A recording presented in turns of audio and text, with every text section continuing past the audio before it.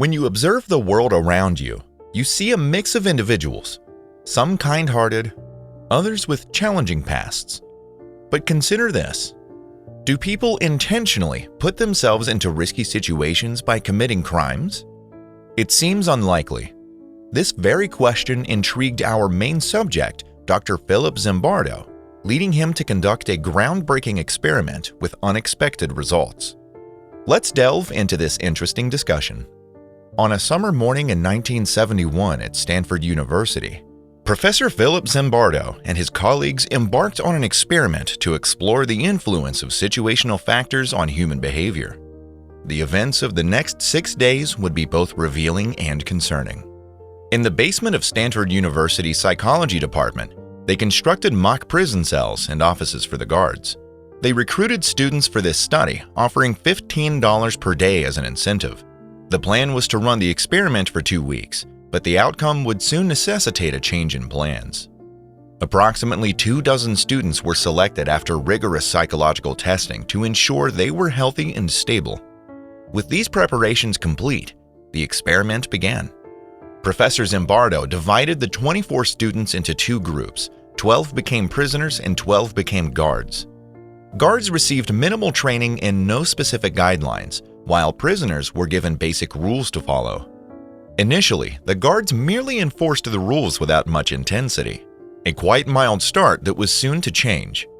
By the 3rd and 4th days, the guards began to exert their authority more aggressively, imposing arbitrary rules and punishments. They started treating the prisoners as if they were real criminals, to the point where their behavior escalated to psychological manipulation and humiliation.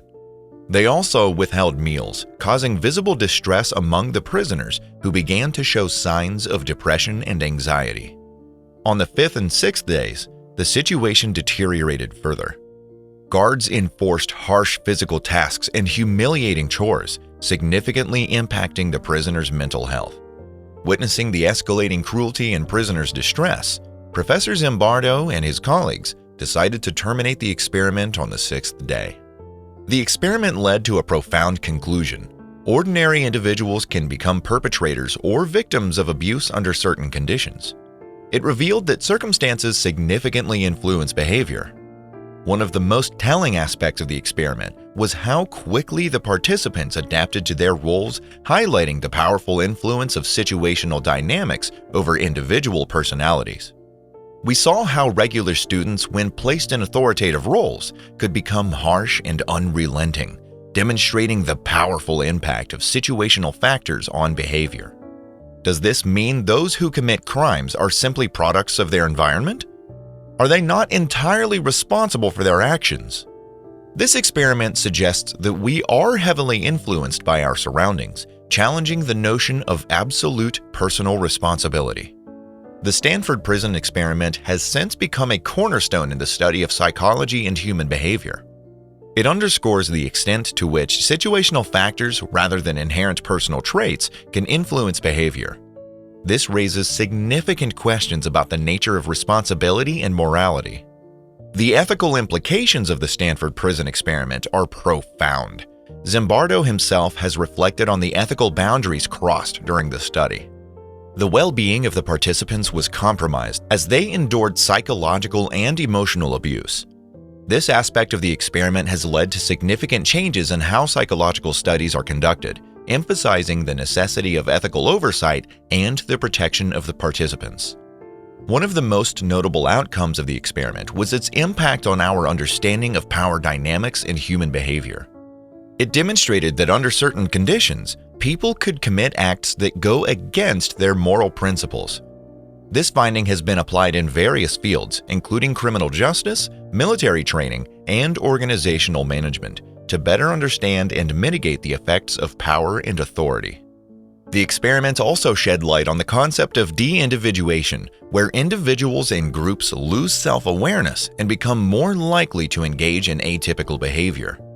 This phenomenon was evident as the guards began to see themselves as part of a collective authority rather than as individuals responsible for their actions. Similarly, the prisoners started to see themselves as a group of oppressed individuals rather than as distinct persons.